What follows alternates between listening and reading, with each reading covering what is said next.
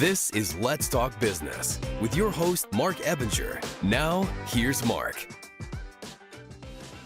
Welcome to Let's Talk Business, a show that highlights and promotes entrepreneurs to learn more about their vision, goals, and marketing strategy. Coming up on the show today, we're going to talk with a serial entrepreneur about mindset, goal setting, and getting it all done without losing your mind. We're also going to talk about the pitfalls of DIY bookkeeping and why I don't do that. In studio with us today is Dr. Daniel Murray, a chiropractor and the owner of Vanguard Chiropractic and real estate investor at Flip SA. Daniel, welcome to the show. Thank you, Mark. Excited to be here. Awesome. Also in studio with us today is Emad Guirguis, a bookkeeping expert and the owner of SimpliBookkeeping. Emad, great to have you back again. Thanks again, Mark. Love being on here. I'm your host, Marc Ebinger, the owner of Krukus Virtual Staffing, a company that specializes in hiring virtual assistants from outside the United States to keep those costs down and affordable. Thank you. And I'm Howie Nestel. I own Sharkmatic Advertising, and I am co-hosting with Mark today. I know Emad, Daniel, we just met today, so I'm super excited to be here. I do marketing for a living. I own an ad agency called Sharkmatic Advertising. Been in business now 30 years, since before Al Gore invented the internet. Yeah, and Howie helped me present a check to CRIT, which is the Children's Rehabilitation Institute, Teleton USA, for $1,790 from our last mixer that we had just a couple weeks ago. All the ticket sales, 100% of ticket sales went to the nonprofit. So we sold 179 tickets, turned it in cash for some kids out there that need it. So Howie, thank you very much for all that and work. I love clients who sponsor events like this, because I always say in business, when you do well, don't forget to also do good. So here's a great opportunity for people to have networked, done business, and be able to give back to community. Yeah, Wonderful. I love that. And so, Emad, I just learned that you are on the board of Discovery Camps. Is that right? That's right, Mark. Yeah. How long have you been doing that? I've been on the board for maybe a month now, month and a half. Say you could tell it in minutes. How many minutes have you been on the board now? Yeah. Yeah, for about a month. So Well, he can't answer for himself? Or Keaton what? came on the board. I'm giving you the backstory. I got Keaton on the board, and then Keaton suggested we get Emad on the board. Yeah. So But it's a it was great referral. combination. Yeah. Keaton, the legal work, and then helping the organization with their financial work. So I think it's going to be a pleasure. Okay, so you're actually doing work for the nonprofit as well, not just on the board. Pretty soon here, yes. Yeah, Okay, he's cool. acting as treasurer. It's an organization that's been around for 40 years, but it didn't get incorporated until 2012 as a 501c3. We used to get our funding from a little organization called the American Cancer Society. You may have heard of it. And then in 2011, they decided they were no longer going to fund anything other than research, education, or cure. And since this was an oncology camp for kids battling cancer, the funding went to zero. So we rallied, put together a board, and now we've expanded services, and we serve hundreds of kids here from Austin all the way to the Rio Grande Valley, and everything's 100% free for them. We have in-hospital camps, we have bereavement camp, we have a sibling camp, and then our flagship is Camp Discovery, which is a sleepaway summer camp for 150 kids. Well, and Emad, I think you're a really good fit for being on a board of a nonprofit like that anyway, because you're out there networking, super nice guy, you do great work, you're well connected. So, when it comes to bookkeeping, you're the guy that at least we hear about in all these circles that I'm in anyway. Yeah. So giving back to the community like that, I think is fantastic. Well, So, Emad's great of job. the age where you should be getting involved, and not like when you get to be our age, with gray hair, and you're like, oh, now I'm going to do some nonprofit work. Well, you should have been doing it all along. And I'll tell you what, the companies that do that generally tend to do much better business-wise because they're connected at a level that you get to correspond and do work with other entrepreneurs, usually big money donors. So that camp, for example, we've had some very big donations, and you'll get to interact with some of those donors. Could turn into some business for you, sir. Agreed, yes. Super excited for it. It's going to be a great year. Yeah, you're going to learn a lot too, I guess, yeah. being on a board I'm as well, sure. and make some great connections over there too. Yep. Don't forget us little people when you get up there. Quick reminder to follow the Let's Talk Business podcast on all major podcast platforms and social media where you can catch video version of the show. You can get to everything easily by visiting our website at satalkradio.com and clicking on those colorful icons to get to our social media. All right, so first up on the show is Dr. Daniel Murray, a chiropractor at Vanguard Chiropractic. He also owns that business, and he's a real estate investor at Flip SA. Daniel, excited to have you here. We had a conversation. I enjoyed our talk. The amount of stuff that you're doing is a bit overwhelming even for me, and I consider myself somewhat of a want-to-be serial entrepreneur, but I'm realizing quickly that maybe that's not as much fun as I thought it was going to be. So let's talk about your background a little bit. How did you end up where you're at now? Give me about 90 seconds of your professional background and how you got to where you are. Sure. I actually started off as a special education teacher, and I was in the classroom for 9 years. During that time, I was flipping houses, started flipping my first house in 2003, and then got bit by the healthcare bug as I saw friends and family start to have health concerns as we all age. So just started doing my own research, reading books, and I got really, really sick.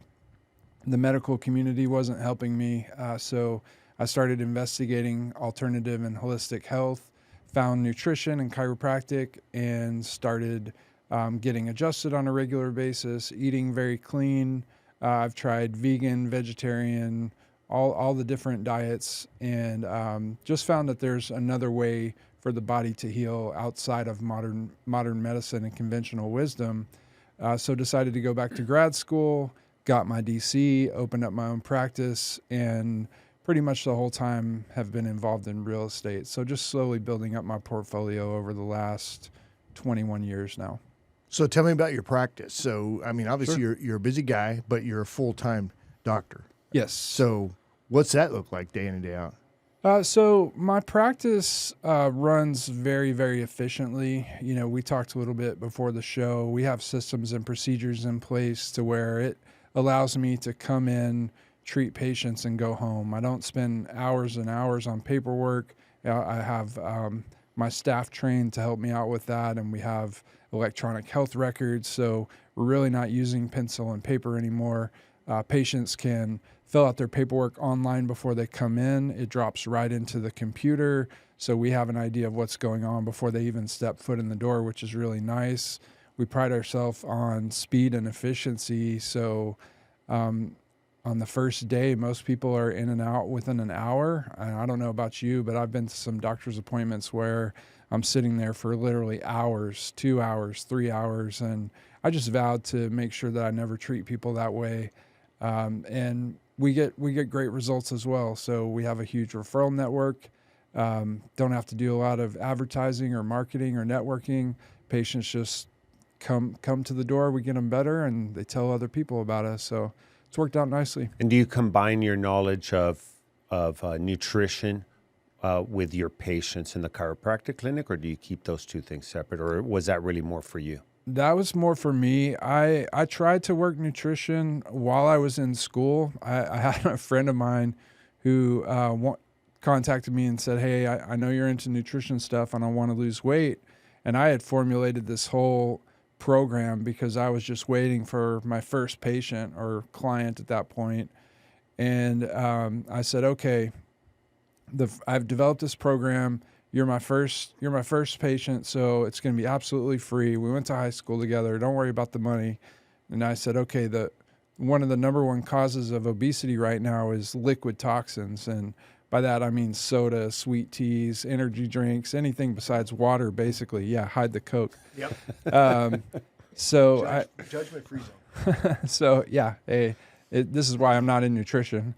I said the first thing that you need to do, and we're going to take it step by step, is you need to cut out the sugary drinks. And she said, well, I can't do that. And I said, okay, best of luck on your journey. And that's when I decided nutrition isn't really what I wanted to focus on in practice.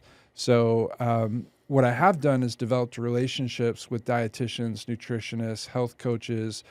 I focus on why the people are there in the chiropractic clinic, and then I refer them out to allied healthcare professionals when I see the need. And that I make multiple referrals a day, and that helps in networking because I'm not stepping on anyone's toes.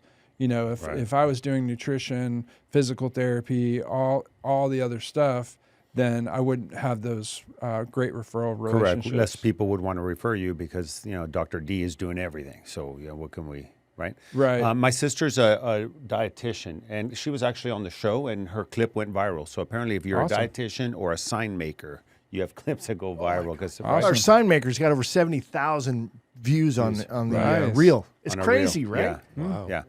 But she did a talk once. I was invited, and there was a bunch of families, and she said, by a show of hands, she's a pediatric dietitian. By a show of hands, who here gives their kids sodas? And so, most of the parents raise their hand. And she said, if I could have you arrested for child abuse, I would. I said, wow, what a way to endear an audience, huh? But she said that's the worst thing you should be giving kids. Now, as an adult, make your own decisions, whatever it is. You're going to brush afterwards or whatever. You're going to go run it off on the treadmill. But, a 4, 5, 6, 7-year-old that's 30, 40 pounds overweight, the last thing they should be drinking is that, right? So I agree. So you're definitely onto something. On chiropractic, you talk about adjustments. There are... I think, at least from what I've read or seen on TikTok, right? I'm trying to sound important, like that I actually read an article about it.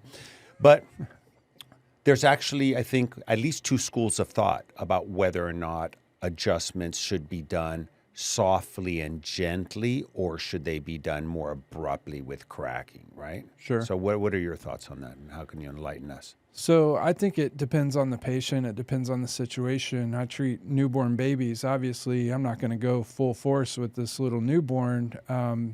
That's a very gentle, specific adjustment using about the same amount of pressure that it would take to scoot a dime across the table. And believe it or not, we get great results with these little babies. And to be completely honest, I feel like I haven't done much because, again, it's such light pressure. Their bones haven't fully formed. So you're really just softly manipulating areas of the spine that aren't moving properly.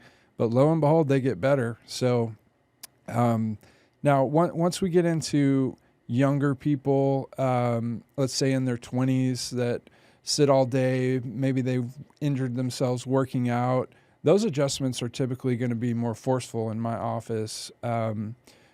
Because that age group and with their conditioning, they can handle it, and I feel like that's what they need.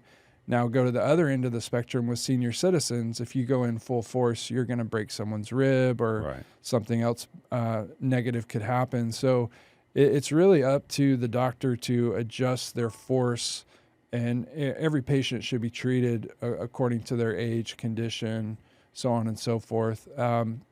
Now, there's a lot of people that are nervous about getting adjusted, and there are some techniques that are hands-off. There's Atlas Orthogonal that actually uses a machine that produces sound waves to put a force into the body. There is Activator, which is a handheld tool that you hear clicking, and the force is always the same. So it's really patient preference, and that's a part of evidence-based practice is patient preferences. So when someone tells me, oh, I don't want my neck adjusted, or I don't want this, or I don't want that, I tend to comply as long as it's reasonable, because again, that's what that patient wants, and there's no reason we shouldn't honor that as doctors. All right. So great explanation. running a lot of businesses, or running the chiropractic business and then running, the real estate investment side of it, it's going to keep you busy. Absolutely. Mindset, super important, right? Staying positive. It is. What do you do to really help support your mindset through all of this? Sure. So I've done a lot of outside work with seminars, reading books, podcasts, and I really went through an evolution in my mindset as I went through chiropractic school, because I was hanging around a bunch of really successful people. So did a lot of self-study on the matter. And as far as what I actually do, action steps now, I went through a number of years where I did an affirmation every morning. It was 4 minutes and 52 seconds long. I started this in chiropractic school. I would get to school a few minutes early, park, lean my seat back, and I actually recorded myself speaking the affirmation into my phone. So I'd close my eyes, relax before I'd walk into the building and play that affirmation, and it was just me saying great things about myself. And that's a good way to frame your mindset for that day. listening to yourself speak positive things. What I still do, I haven't done affirmations in quite some time, but what I still do is I do a daily yoga practice. And after yoga, I do a meditation / visualization. Again, it takes about 5 minutes, and I picture myself being successful, being healthy, adjusting my patients. I imagine that every adjustment is helping the patient. I imagine the health of my staff in the chiropractic clinic, my family's health, my staff in the real estate company's health. I imagine my practice being successful, my real estate deals being successful. So the yoga is a very important part of my daily routine. I try to exercise an hour a day, do my meditation visualization. And then when I get to the practice, we do gratitudes in the morning. So our morning meeting is just going around the horn and talking about what we're grateful for. And I find that sets the mindset in the right direction for the day. Instead of, we all have things that we can carry in as baggage into the clinic or office or wherever you are. But again, the first thing we do in the morning is talk about what we're grateful for, and that just turns all the negativity off, and we get ready to serve patients. I love it. I spent decades not doing that. And then I had a former U.S. ambassador to the United Nations who was a monk from Cambodia teach me how to meditate. And it was the reason why I sold 3 of my companies in 2019. On December 31st, I closed on 2 of them, selling them. I didn't know that there was a pandemic coming in 2020, but I had this good timing. I had this visualization that 2020, based on 2020 eyesight, was going to be my year of clarity and seeing clearly. And I was so scattered by having multiple businesses, each one with employees, that I couldn't even focus really on my main business. So I came to the conclusion of selling my business. My partners thought I was nuts. Like, why on earth? And then when I told them it was based on a meditation, a visualization, they thought I was really nuts.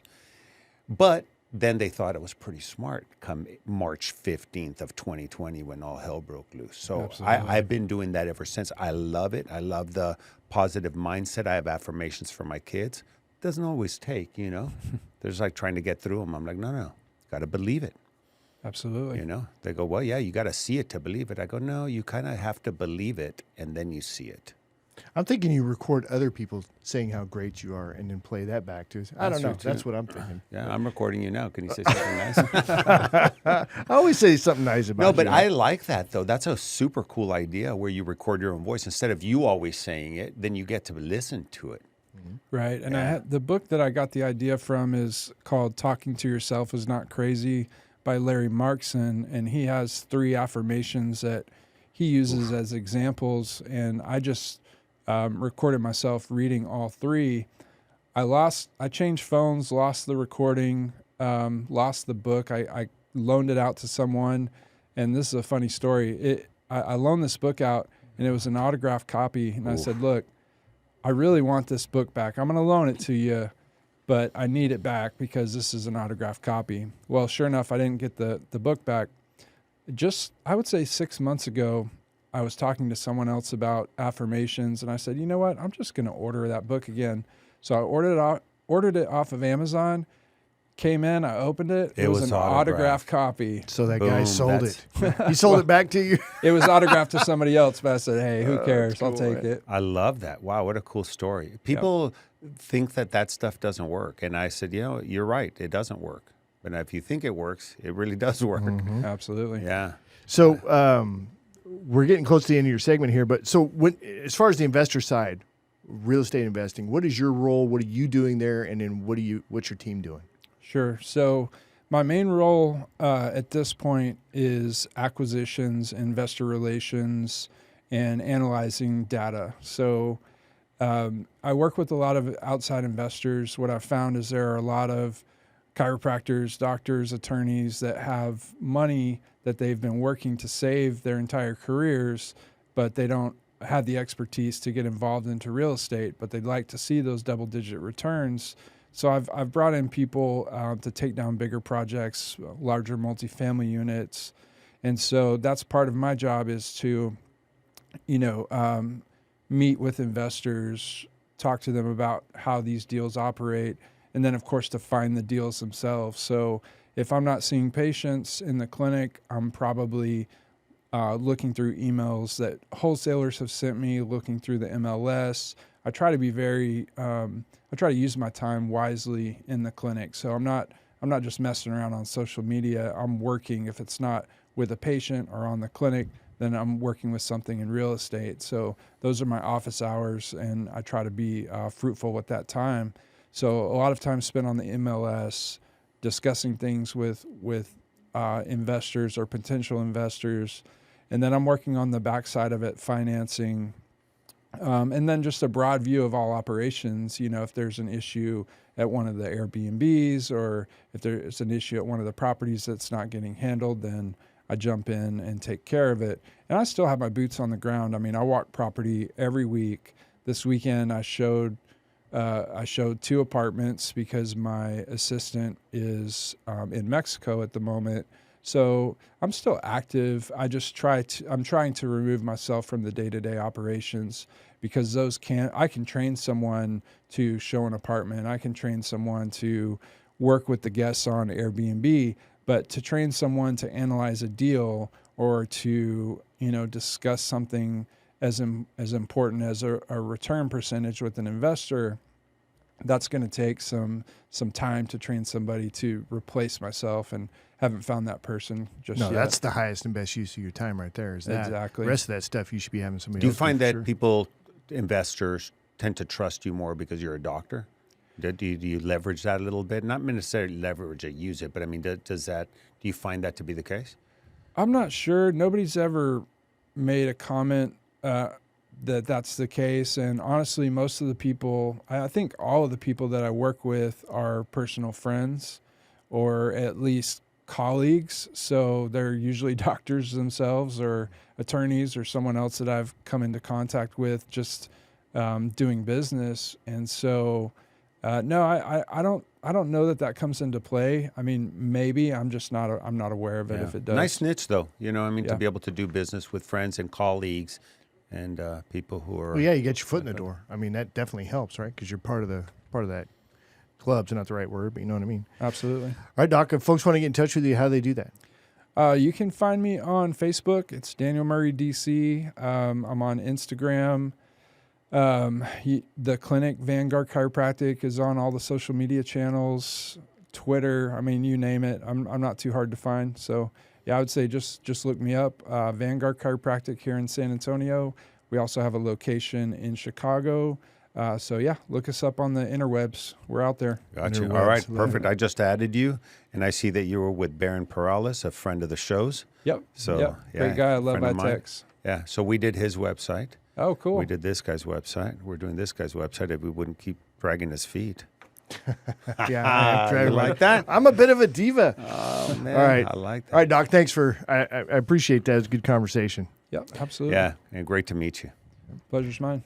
All right, next up on the show is Emad Guirguis, a bookkeeping expert and the owner of SimpliBookkeeping. So, Emad, DIY versus going pro. That's what we're going to talk Right. about, at least, mostly. So, can we start with a story, right? Let's start Yeah. with Yeah. hey, I knew this guy one time at band camp, and this is what he did that was wrong or whatever. So tell me a story about why you shouldn't DIY something like bookkeeping. Absolutely. So Mark, a lot of bookkeeping and accounting world has to do with what you know. And so a lot of business owners, when they get started, of course, they're wearing a bunch of hats, right? And so part of one of those hats that they're wearing is the accounting and the bookkeeping, which may be okay at the beginning, but as they begin to grow and actually get an actual revenue flowing, then it's really important to understand, okay, how can I utilize the bookkeeping aspect to be able to write off as much as I can so that they can actually not only save time not having to do the bookkeeping portion, but also being able to write off as much as they can possibly write off. So a lot of stories that we get are business owners who kind of put a shit off for too long, and then they still have that idea where, oh, you know what, I'll do it next month, or I'll do it next month. And then a lot of times it's always, hey, the year's over. I haven't done anything. I really need you to take care of it. That is the most case scenario that comes to us. Man, you're reading the story of my life. I thought I was here like, oh, this is my eulogy, and Emad's reading it. That's me. I started in entrepreneurship, did my own bookkeeping, but I also did my own CPA work. And I filed, and I didn't say I did it right, Mark. I just said I did it myself. And I thought I was saving money, but it was costing me money. Right. And penalties and other stuff. But, I figured I'd eventually get it. And then I even helped other people with their bookkeeping and their accounting. Not for money, but it was the worst freaking decision I had ever made in business to that point. But yeah, it's true. And you don't know what you don't know. You don't know what to write off. You don't know how to keep proper books. And then I kind of went through the phase of taking all the receipts, dropping off at a CPA's desk, and then that was also super expensive because they're not geared for that necessarily. They're happy to take your money, and now SimpliBookkeeping has been doing my books for a long time and does a great job. And I refer them to my clients. You want to know about an unintended benefit? I also refer him to my clients, and then they hire him, and then when I need to get paid, I just call him. I'm like, hey, I go, dude, your client just push a couple buttons. Owes us some money. Do you mind just like helping? Get him to sign the ACH form, and he does. So it's perfect. I have a person on the inside. What I didn't hear though was a story. I'm trying to get to that real story. story. We're getting there. Yeah, all right. Real story. So Mark, great No, question. don't use me as a story, dude. What's wrong with you? And don't use my name. Yeah, nobody in this room. No one in this room. No, what I'm saying is, so a lot of times after business owners are in business for at least a year, 2 years and above, they start getting into, okay, now we're actually making some revenue, and now we're really not expensing as much things as we expect. So where your story comes in is, and I won't say who, of course, but we get a lot of firms, professional firms who handle projects. And with projects, it's really particular because you, of course, want to manage the profit and loss on each particular project and see how profitable you are. And so a lot of times companies will try to do that on their own, and they'll try to input the data, or however you want to call it, into a accounting software. Now, unless you're very fluent with that specific software, a lot of times you're going to run into roadblocks. You will probably input the information wrong, or you'll probably leave out a bunch of things. And so by doing it yourself, it really doesn't benefit you in any area because, one, you're wasting time. 2, you're probably doing it wrong. 3, you're missing a lot of potential expensables that you could be writing off as well. And then 4, by the time you get to the end of the year, if you just pass it off to your CPA and they agree to do it, it's probably going to come at 3 times the cost of what it would be to just hire a bookkeeper to do the bookkeeping portion and then pass that over to the CPA to actually handle the filing portion.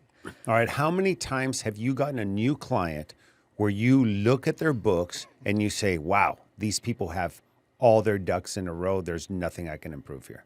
I will tell you, out of every, and I won't even say 10, I would say out of every 20 new clients, 1 person would have their ducks in a row, and they would say, hey, I just need you to start from the following month. Maybe my CPA or current bookkeeper has retired. I actually take a look at their books. They're in decent shape, and then we take forth. So that's 95% of businesses are doing it wrong, or there's room for improvement. You can help them. That is correct. Wow. And a lot of times it's okay for business owners to be behind. That's okay. That's normal. If you haven't done it for a year, 2 years, 3 years, 4 years, it's never too late. It's best to get started. The longer you wait, it doesn't get better, nor does it disappear. So it's best to catch up with it as soon as you can. I'm having nightmares. I had way before Emad, I had receivables that were over a year in arrears. Because I just wasn't getting around to billing them. Yeah. I wouldn't follow up. Right. And then getting you caught up kind of gave you some space and time to... So is Emad doing your invoicing? Yes. Oh, yeah, he's not doing my invoicing. I have an in-house person doing invoicing, but he does some invoicing through ACH. So we're trying to get out of the invoicing business too. Right. We're trying to get everybody on ACH where we could just charge them for the recurring billing automatically and they pre-approve it. And where there's room for improvement, we'll of course help with automations and systems to be able to Use help me as our an clients. example. Go ahead. So I didn't want to mention it right off the No, bat, go but how right. we here. So there was room for some automations and things that we can systemize a little bit better to streamline. And that was a perfect example, especially with Howie. He was doing a lot of reoccurring transactions that we saw potential to just set in motion rather than him having to take time out of every month to do the same exact tasks. And so after we set things in motion, we now just manage it and handle it rather than having to take that time to redo it every single month.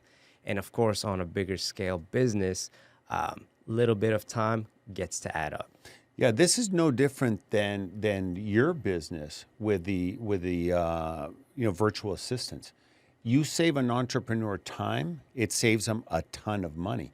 I used to have a dedicated employee that did bookkeeping full-time in-house, invoicing and bookkeeping. Then as Emad has taken over, it's gotten down to now we probably spend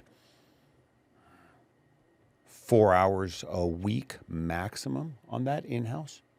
So it's saving us a lot of money. And we're more effective because there's money that we were leaving on the table. Things that we forgot, we didn't bill, we didn't collect on it, whatever it is. Yeah. So. Do our best to save you time, put things in motion, streamline what we can, and in return... And nobody knows QuickBooks online better than this guy, and his team, seriously. Yeah, So there are things that we didn't even know it could do. Yeah, I almost started laughing when you're talking about inputting data into, and I was thinking QuickBooks. It's like I look at that and my eyes glaze over. And it's like, I don't know what all these terms are. I don't even want to play this game. I'm going to go play some video games, or I'm going to go hang out somewhere and go eat some junk food because I'm all about health. And but yeah, so that's why it's like I totally get it, man. It's like I don't even like that world. So Yeah. Well, to what Dr. Daniel was saying, if you could, I was going to say pawn off, but there's got to be, if you could delegate those tasks that you could teach somebody else how to do, and they could do it just as well or better. Yeah, then you should totally be delegating. But I think a lot of entrepreneurs, we don't understand the definition of delegating. We think it's abdicating. We think like, okay, that's it. I got it off my plate. I don't have to worry about it. And then you don't look at it. Then you do enough of that. And then next thing you know, your business is crashing. You're like, why? I have all these people. It's because you took your eye off the ball. So Yep. Great way to Makes say sense. And as entrepreneurs, and Dr. Daniel, you would understand here, we all have a hourly valued rate, right? And so at the end of the day, we have to evaluate what our own hourly rate is, no matter what business we're working on, and just see, okay, is it worth delegating it out or is it not? If in the beginning, maybe you have more time than money, and so it's okay if you want to try your own particular tasks like bookkeeping, that's okay. But eventually the tables turn, and then you've got more money than you have time, and so then it becomes, where's the value for yourself? And so it's a lot of times in business, you are more beneficial being out there and networking, like you were saying, than it is actually, being behind a computer and trying to do, maybe your own marketing, maybe your own bookkeeping and so forth. And so eventually it becomes way more beneficial. I'm stealing that from you for a talk. Do you have more time than money or more money than time? Cool. You going to do it on Wednesday? Maybe, yeah. Because if you want to have more money than time, you better start working on it, because if not, you're always going to be stuck in that I have more time than money. Right. So let's get into, I know we covered it a little bit last time, but I want to, if this isn't what you want to get into, you want to talk about something else that you've got queued up in your mind about what we want to talk about, then go ahead and shift. But I love this financial team concept that you talked about last time, right? Which is your CPA, your bookkeeper, an EA if needed, Right, yeah. and payroll. So What about financial advisor? Absolutely. okay, and Yep. financial advisor. So Yep. tell me a little bit how you operate within that community and how you help your client with getting in touch with that kind of stuff. Absolutely. So the most effective way for businesses as they grow, of course, you'll acquire team members within your accounting team, and that would include, as you grow, you now might have some employees. And so it's important to at least have a payroll provider or company that's on your side, as well as you should always have a bookkeeper as well to make sure that the monthly, daily transactions are always accounted for and the reports that are beneficial to your actual business are being sent out. And then it's also important to have a CPA on the team. So those are really your three main essential pieces. Now, as you continue to grow and you find yourself, okay, now I've got a little bit of excess money that now I can utilize to invest or build with, then you acquire a financial advisor, and that kind of contributes to your accounting financial team. Now, not saying this is a good case, but if for any reason you get into trouble with the IRS or so forth, it's always sometimes beneficial to have an EA, which is an enrolled agent on your team as well. And they'll kind of help you negotiate with the IRS and kind of figure out a plan that could best serve you both, right? So a financial team is super important for business owners because we all work very efficiently in our own lanes to make a highway for that client, and that way they can flow smoothly throughout their business. And I tell you, the government wants their money. So if you're not paying it, and that, you reached out to me like, hey, did you get your 1099s done, whatever? And I use ADP as a payroll company. So that was done. But you keeping track of that, and I can tell you, I've worked with 1,500 clients in my ad agency in 30 years. And I can tell you dozens, if not more than 100, have been in trouble with the IRS, state comptroller, other government entities because they didn't know they had to pay property tax on lease stuff. They didn't know they had to charge sales tax on something. And when the government comes after you, it's not pretty. It's not pretty. And you could lose your business. Right. And I've had clients that have shut down because of it. Yeah. You know? And you don't know what you don't know, right? Right. And so at least having someone on your team that's doing continuous follow-ups with you, like our whole bookkeeping company team is always in contact with our clients, at least I would say once a week, once a month at the minimum.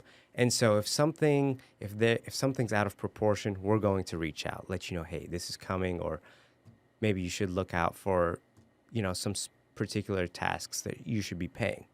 And so having someone that's always watching over you is helpful.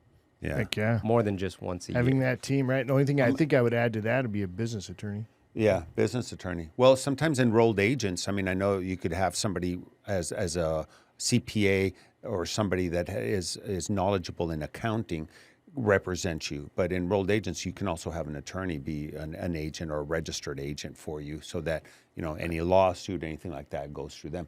I'm going to leave you with some value since I'm going to steal that thing for the talk. You talked about what you don't know. So there's what you know. There's what you know that you don't know, so you know it exists, right? Mm-hmm. But what I tell entrepreneurs is what you don't know that you don't know is usually where the answer is. Because if you always lead with what you know, you're going to get the same results you've always gotten. Mm-hmm. So start looking around for people who know what you don't even know you don't know. That is a great. It's one of the reasons why I started a podcast. I mean, because I learned a ton. I didn't know what an EA was. I didn't even know that was a thing, that if you get yourself in trouble, you can get an EA to really kind of help navigate that world, which is scary, right? Absolutely. When the IRS comes after you. Yep. All right, love it. Emad, if folks want to get in touch with you, how do they do that? Absolutely. So they can check out our website, and it's simply with an I, SIMPLI, bookkeeping, don't forget the double K there, .com, or they can reach out to me directly, and I would be happy to have a one-hour consultation with them for free at 832-518-9368. You can call or text, and I would be happy to set up a consultation. And it's an 832 number, but you live in San Antonio, Texas. Yes. There you go. Right on. All right, thanks, Emad. Appreciate it. Thanks again, All right, Mark. as we wrap up the show, quick reminder to check out our latest podcast and catch a video version of the show anytime by visiting our website, satalkradio.com. That's going to be it for us for this week. You guys have a great one. We'll see you next time. Great job, everybody. Bye, guys. That went fast.